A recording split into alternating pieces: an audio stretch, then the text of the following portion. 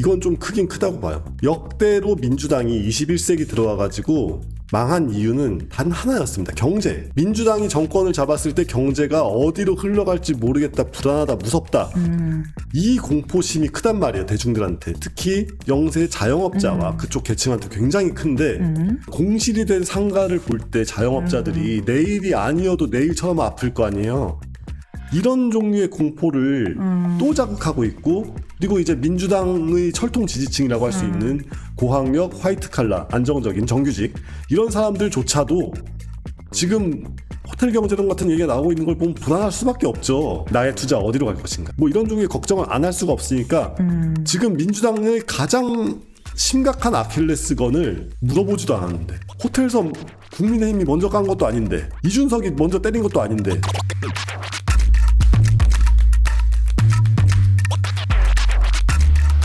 거북선 논란 이번 이야기 해볼까요? 이 거북선 논란이 어디 이제 후보 중에 얘기가 이재명 후보가 유세 중에 이제 이야기를 했습니다. 이거 이제 시흥에서 거북섬 인공서핑장의 웨이브파크 유치를 내가 했다라고 언급한 게 문제가 됐는데, 국민의힘과 개혁신당이 곧장 반박에 나섰어요. 국민의힘 입장에서 아니 그러면 특혜를 줬다라는 걸 인정했다라는 거냐 이거고, 개혁신당 입장에서는 아니 거북섬 내 상가 공실률이 87%인데 그러면 실패했다는 걸 인정하는 거냐. 근데 이제 여기 이제 여러 가지 논란을 또 낳고 있습니다. 먼저 이 거북섬 논란의 진위부터 설명해 주시겠어요?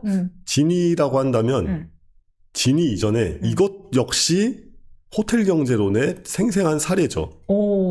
아니 그 접근성도 그렇게 좋지도 않고 뭐 바닷가라고 하지만 뭐 풍광이 빼어나게 아름다워서 특별한 유인 동기가 아닌 그런 곳에 인공 서핑장 같은 거를 조금 추가한다고 해서 사람들이 절로 우르르 몰려올 것이라는 그 기대.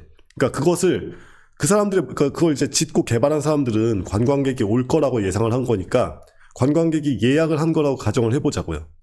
예약을 했어요. 그럼 이제 그 돈을 바탕으로 건물도 짓고 뭐도 짓고 하면서 이 기적적인 일자리 승수 효과가 발생을 했다고 가정을 해보자고요. 그래서 이제 시흥 마을에 돈이 한 바퀴 돌았어요. 근데 손님은 안 왔어요. 그러면은 결과적으로 좋아야 되는 거 아니에요. 아니 호텔 경제론을 주장할 거면 야 공실률 87%가 아니라 공실률이 100%여도 시흥에는 돈이 돌았고 활기가 돌았다 라고 해야죠. 자기 신념, 그러니까 자기가 그렇게 떠들어대는 호텔 경제론을 제대로 옹호하지도 못하잖아요.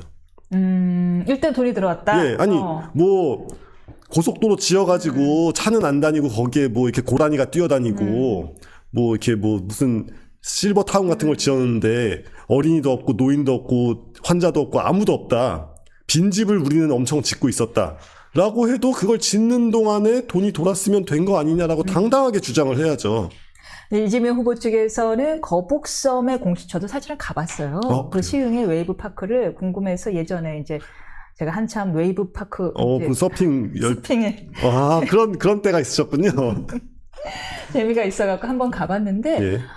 좀 당황스럽긴 한 거예요. 이제 거북섬 내에 웨이브 파크가 있긴 한데 정말 주변이 텅텅 비어 있고 이제 심지어 플래카드들 곳곳에 붙여 있고 사기 분양이다, 막 이제 이런 피해자들 붙어 있고 살벌하더라고요. 그래서 웨이브 파크 들어갔는데 내부는 잘 돼 있는데 웨이브 파크도 뭐 그렇게 사람이 제가 뭐 평일이라서 그런지 뭐 그렇게 사람이 많은 것 같지는 않고 그랬었거든요. 근데 이제 민주당의 이재명 후보 얘기는 거북섬의 공실률을 우리한테 책임 묻지 마. 이거는 박근혜 대통령 때 한 거야. 나는 그거 한 적 없고 그게 하도 텅 비어서 웨이브 파크만을 유치했을 뿐이야. 내가 그 얘기를 한 건데 내가 마치 거북섬 전체를 기획한 것처럼 이야기한 이준석 후보는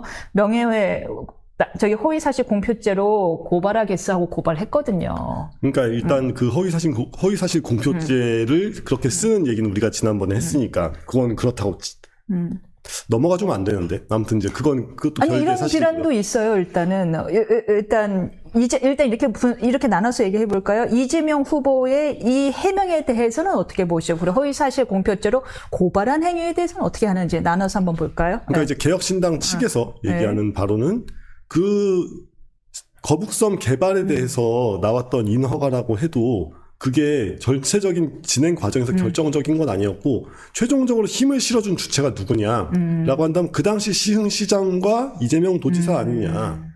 그러니까 어차피 이게 그 개발 일이라는 게 한 번에 하나의 스텝으로 딱 끝나는 게 아니잖아요.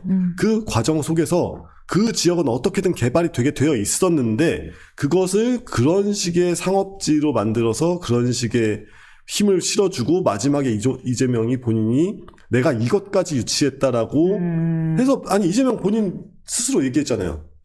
내가 들어가서 2년 만에 뭐 어르고 뭐였지 협박해서 구슬려서 뭐 꼬여서 유인해서 뭐 이런 종류의 그 범죄의 구성 요건에 해당하는 단어를 써가지고 약취 유인 약간 이런 느낌의 단어를 써가지고 설명을 하셨는데 저는 사실 그걸 보면서 그 해명을 보면서 어쩌면 이재명 그 공직선거법 재판 고등법원 판결이 옳았을 수도 있겠다라는 생각이 들었어요. 어떤? 그 국토부가 나를 협박해가지고 그랬다라고 할 때 아 이분은 남이 자기한테 뭐 좀 해달라고 하면 다 협박이구나. 반대로 내가 남한테 가령 뭐 이렇게 저 잠깐 물 좀 건네주시겠어요? 라고 하면 상대가 나한테 물을 건네주면은 그냥 뭐 부탁과 들어준다 이게 아니라 나는 이 사람을 이렇게 뭐 회유 내지는 이 사람을 뭐 이렇게 유인한 거고 그 내가 뭔가 이렇게 저 사람을 속여가지고 이익을 본 거구나. 그러니까 이 사람의 머릿속에서의 세계관은 모두가 약간 좀 이렇게 서로가 서로를 향해 범죄를 저지를 준비가 되어 있고 서로가 서로를 향해 범죄를 저지르는 세계관이 아닌가. 그러니까 국토부가 나를 협박했다라는 말이 우리 평범한 사람들이 볼 때는 야 그걸 어떻게 협박이라고 부를 수 있어 라고 하지만 이재명 후보의 눈으로 볼 때는 누가 나한테 내가 딱히 원치 않는 거를 얘기를 하면 그것은 무조건 협박인 것이다. 그건 날카로운데요. 예, 아니 그렇지 않고서야 이번에 나온 얘기가 아니 뭐 그냥 2년 만에 내가 인허가를 다 쫙쫙쫙 해가지고 뭐 이렇게 불도저처럼 밀어붙였습니다. 고속으로 처리했습니다. 단호하게 해결했습니다. 이러면 될 거를 내가 그 사람들 뭐 꼬시고 어르고 달래고 유인했다. 이거는 좀 물론 이제 저희가 노 의원님의 개인 의견임을 밝힙니다. 이제 머릿속에 이제 약간 기본적으로 범죄와 범죄 서로 속이고 속이는 아니, 그러니까 너무 세계관이 살벌하잖아요. 세계관이 살벌하다. 아니 그러니까 이런 식으로 표현하나? 그러면서 이제 이준석 후보를 나는 거북섬이라고 얘기한 적이 없고 웨이브파크라고 얘기했는데 이준석 후보가 거북섬이라고 표현한 건 낙성 목적 허위사실 공표죄로 허위사실 공표죄다라고 얘기했는데 요거는 자가당착이다라는 비판이 있습니다. 그 뭐 거북섬이라고 얘기를 안 했다라고 해도 그 거북이 모양 인형 만들어 가지고 내가 거북섬 만들었어요 예 하기 위해서 인형, 이렇게 동그란 인형 같은 걸 만들었어요. 거북이 등딱지 모양 인형을. 아무튼 이제 그런 거를 만들어가 자기가 들고 온 사람이 거북섬 얘기는 내가 한 게 아니다라고 하면 말이 안 되죠. 하지만 그 또한 이재명 후보의 그 세계관 속에서는 나는 최대한 인두비오 프로레오로 보호를 받아야 되는 사람이기 때문에 내가 설령 거북이 등딱지 인형을 들고 거기에 이재명이라는 이름이 써있고 막 들고 홍보를 했어도 내 입으로 거북섬이라는 단어가 나오지 않았다면 나는 거북섬 이야기를 하지 않은 것이다 라고 주장을 할 겁니다. 그것도 그렇고 이제 피고인의 행위 자체, 행위도 범죄 사실에 넣은 것은 너무 모호하다라는 취지로 법 개정안을 내놓은 상태잖아요. 그렇잖아요. 근데 타인이 자신의 행위를 문제 삼은 거는 이제 또 불법이다. 이거 고소하면서 고소한 것이 자가당착 아니냐라는 비판이 있더라고요. 그러니까 이재명 무죄법, 이재명 반대자 유죄법 뭐 이런 거를 만들겠다라는 취지로 지금 행동하고 있고 그래가지고 이제 아까 지난 교시에 우리 설 변호사님 말씀하셨던 것처럼 저도 이런 사람들이 이런 사람들이 개헌을 한다? 이건 정말 큰 문제가 될 수 있을 거라 생각합니다. 어떻게 보세요? 표심에 좀 영향이 갈 것 같아요, 이 거북섬 논란? 그러니까 이재명 후보가 이런 스타일이라는 건 다들 알고 있는데 이건 좀 크긴 크다고 봐요. 그러니까 지금 크다는 게 왜 크냐면 역대로 민주당이 21세기 들어와가지고 망한 이유는 단 하나였습니다. 경제. 이 민주당이 정권을 잡았을 때 경제가 어디로 흘러갈지 모르겠다, 불안하다, 무섭다. 이 공포심이 크단 말이에요. 대중들한테. 특히 영세한 사람, 영세 자영업자와 그쪽 계층한테 굉장히 큰데 커피 원가 120원으로 일단 뒤통수를 한 대 때렸죠. 사람들이 그때 정신이 다 번쩍 들었어요. 아, 잠깐만, 민주당 이런 정당이었지 하고 들었어요. 그리고 이제 좀 약간 머리에 들어있는 거 좀 있고 약간 이제 화이트 칼라 이 투자와 뭐 이런 논리에 좀 밝은 사람들이 호텔 경제론을 듣고 눈이 번쩍했습니다. 아니 이걸 아직도 진심으로 믿고 있네? 이러면서 눈이 번쩍했어요. 근데 결정적으로 거북섬 얘기까지 나오면서 딴 건 몰라도 경제 때문에라도 민주당을 또 찍으면 안 되겠다라는 위기감이 쫙 들 거란 말이에요. 어떤 부분 때문에? 그렇게 공실률이 많은데 치적하는 모습이에요? 치적하는 모습 자체가 아니라 뭐 개발 사업을 했는데 개발 사업이 할 수 있잖아요. 근데 개발 사업이 실패할 수도 있는데 그 실패한 개발 사업이 실패했다는 것조차 모르는. 저는 이거는 또 이재명 개인의 문제 이전에 민주당의 우리가 이제 그 국민의힘 쪽에서는 국민의힘이건 뭐 아니면 개혁신당이건 반민주당 쪽에서는 이쪽은 하나도 안 돌아가는데 민주당은 너무 잘해. 이런 얘기를 막 하잖아요. 근데 거북섬 텅텅섬 되어 있는 거를 뻔히 알면서 모르지 않을 텐데 그게 그냥 올라가가지고. 그렇죠. 그러니까 몰랐다는 거는. 저도 가서 봤는데 모르는 거죠. 사기 분양 피해자가 자살까지 했는데도 모르는 거죠. 이거는 당 아래에 당의 이제 그 기층 시스템에서 이렇게 얘기가 올라와가지고 이 이슈는 하셔야 됩니다. 이 이슈는 언급하시면 안 됩니다. 이게 올라와야 된단 말이에요. 후보가 개인적으로 다 조사해서 알 수가 없으니까. 근데 뭔가 안 돌아가고 있다는 겁니다. 민주당도 지금 뭔가 잘 안 돌아가고 있고 거기서 이제 이 민주당의 시스템이 굉장히 좋고 너무 잘 돌아가고 있고 그래가지고 망한다 이런 생각을 잠깐 접어둘 수 있는 거는 좀 나름 긍정적인 효과라고 보는데 어쨌건 그런 거예요. 그러니까 그러니까 문재인 정권도 여러 가지로 홍보 너무 잘하고 막 뭐 이것도 남북 정상회담하고 막 온갖 거를 해가면서 지지율을 계속 유지해 나갔잖아요. 하지만 마지막에 정권을 뺏긴 이유는 결국에는 부동산 때문이었거든요. 경제 이슈 때문이었습니다. 근데 소득주도 성장과 52시간과 그렇죠. 자영업자들의 원성이 많아졌죠. 그렇죠. 그것을 다시 자극하고 있는 거예요, 지금.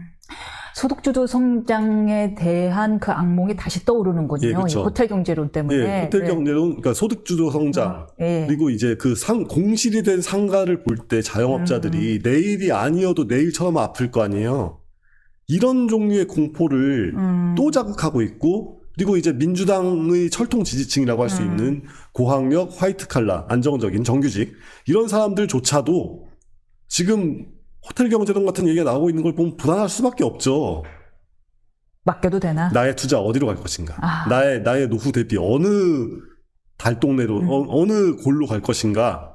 뭐 이런 종류의 걱정을 안 할 수가 없으니까 지금 민주당의 가장 심각한 아킬레스건을 물어보지도 않았는데. 그러니까 호텔섬 국민의힘이 먼저 간 것도 아닌데 이준석이 먼저 때린 것도 아닌데 이런 거를 스스로 먼저 폭로해 가면서 하고 있었다. 근데 만약에 민주당이란 정당의 시스템이 정상적으로 굴러가고 있다면 호텔 경제는 그렇다 치는데 거북섬은 얘기하지 않았어야 되는 이슈란 말이에요. 시흥에서 다른 얘기를 하면 되는 거잖아요. 그게 굳이 나왔다는 거는 이 당도 지금 선거 정상적으로 하고 있는 게 아니다. 절대 나오지 말아야 될 초대형 악재를 후보가 자기가 먼저 꺼냈다는 거는 뭔가 지금 필터링에서 문제가 있나요? 밑에서 위로 상향식으로 올라가야 될 의사결정 구조가 안 굴러가고 있다는 얘기고 오직 탑다운으로만 굴러가고 있다는 얘기인데 이러면 또 뭔가 상상하지 못했던 큰일을 또 저지를 수 있습니다. 오케이.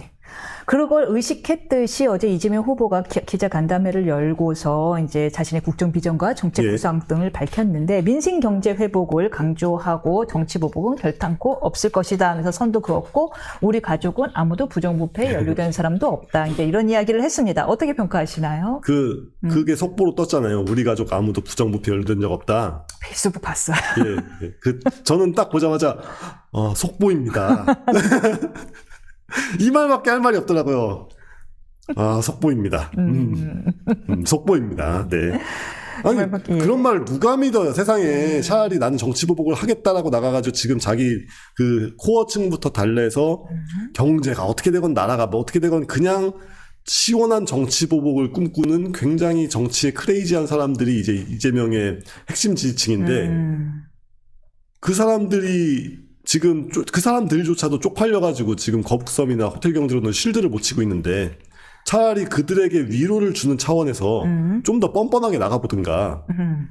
이게 저는 지난번에 이재명이 중도 전략을 취할 때는 굉장히 좋은 방향을 취하고 있다고 얘기를 했었는데 이렇게까지 스스로의 입지를 막 망가뜨리고 있는 상태에서 지금도 저는 중도예요 뭐 이런 것보다는 그냥 선명성 싸움을 하는 게 낫다고 봅니다. 그러니까 민주당이 그걸 우기잖아요. 지금 너 단일화 할 거지, 단일화 할 거잖아 뭐 이러면서 우기고 있는 게 지금 공격 대상을 지금 바꾸는 거예요. 예, 그렇죠. 예. 그래서 내란 세력 심판 그냥 이거를 계속 이거만 밀어붙이면 좋은데 지금 너무 프레임이 딴 걸로 넘어가 버렸으니까 제발 내란 세력들아 모여줘. 그러니까 너희들 모여줘. 그러면 내가 너희를 다 내란 세력이라고 얘기를 하면서 심판 선거로 다시 몰아갈게. 제발 뭉쳐줘. 막 이러고 있는 상태인 거죠. 그러니까 관심을 자신에 대한 비판의 관심을 지금 저쪽으로 돌리려고 너희들 결국 단일화 할 거지라는 얘기를 하는데 그게 뭉치길 바라는 거예요? 아니면 내심은 단일화를 견제하기 위한 말인 거예요? 견제군 거예요? 저는 뭉치길 바라고 있다고 봅니다. 그러니까 지금 이 선거가 이 며칠 사이에 갑자기 이재명 심판 선거가 되었는데 그 이유가 결국에는 이제 너무 기세등등하게 너무 막 이렇게 막 하고 있으니까 심판의 분위기가 생기는 것도 있지만 이제 국민의힘이 그러니까 국민의힘 자체가 쪼개진 건 아니고 보수 후보가 쪼개져 있어서 나오는 효과기도 하거든요. 어쨌건 이제 그 영화관까지 가신 다음에 윤 전 대통령이 이제 김문수 후보가 이제 선을 그었고 뭐 그게 완벽하진 않지만 아무튼 선을 그었어요. 선을 그었다고 보시군요. 그래서 이제 적어도 국힘의 전통적인 지지층들은 이 정도면 그래도 좀 참아줄 수 있다. 정도까지는 왔단 말이에요. 근데 문제는 지난번 대선에서 민주당과 국힘을 왔다 갔다 하는 늘 거기서 이렇게 방황하는 표들은 계엄을 용서할 수가 없으니까 이재명을 찍어야겠다. 계엄을 심판은 하긴 해야겠다라는 거였는데 이제 진행이 되면서 TV 토론도 하고 하다 보니까 이준석이라는 그 선택지가 생겼고 이준석을 찍으면 국힘도 심판이 될 것 같아. 근데 이재명은 절대 못 찍겠어 하는 표들한테 약간 탈출구를 열어주고 있단 말이에요. 근데 여기서 만약에 두 개를 합쳐버리면 이게 원래 민주당이 좋아했던 그 구도가 다시 나오게 되죠. 그러니까 지금 TV 토론 보시면 아시겠지만 그러니까 이재명의 비도덕성은 김문수가 그리고 무능함은 이준석이 이렇게 지금 나눠가지고 때리고 있거든요. 롤플레이를 하고 있군요. 그렇게 나눠가지고 때리고 있거든요. 재밌는 분석이에요. 네. 근데 만약에 여기서 다시 비도덕성은 김문수 후보가 무능함은 이준석 후보가 때리고 있다. 그렇게 나눠서 때리고 있으니까 지금 이재명 심판 구도가 되게 명확해져가지고 그래서 지금 상황이 이렇게 굴러가고 있는 건데 여기서 만약에 뭐 이렇게 이준석으로 단일화할 가능성은 아예 없다고 봤을 때 없다고 보시는군요. 아니 그거 뭐 되려면은 여론조사를 막 돌리고 뭐 해가지고 양자구도를 해가지고 해야 될 뿐더러 후보가 된 김문수를 쫓아내려고 했던 정당에서 이미 쫓겨난 당대표가 다시 대선 후보가 되는 거를 받아들일 리가 있겠습니까? 그러면 단일화 성사 여부는 어떻게 되세요? 뭐 김문수 후보로의 단일화는 이준석 후보가 받아들일까요? 마찬가지로 이준석 후보도 본인이 당해온 바가 있는데 하겠냐고요. 안 한다?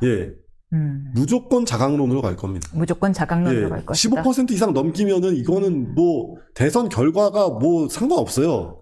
오히려 근데 이재명이 지금 15% 이상 나온 게 없어요. 그렇죠. 여론조사가 이렇게 나오면 실제 투표에서는 아시다시피 양당 결집론 때문에 오히려 더 줄거든요. 그렇죠. 근데 어쨌건 이제 그 선거 운동을 하는 사람들은 이렇게 으쌰으쌰를 해야 되기 때문에 그 방향으로 으쌰으쌰하는 마음을 계속 가고 있지 않을까.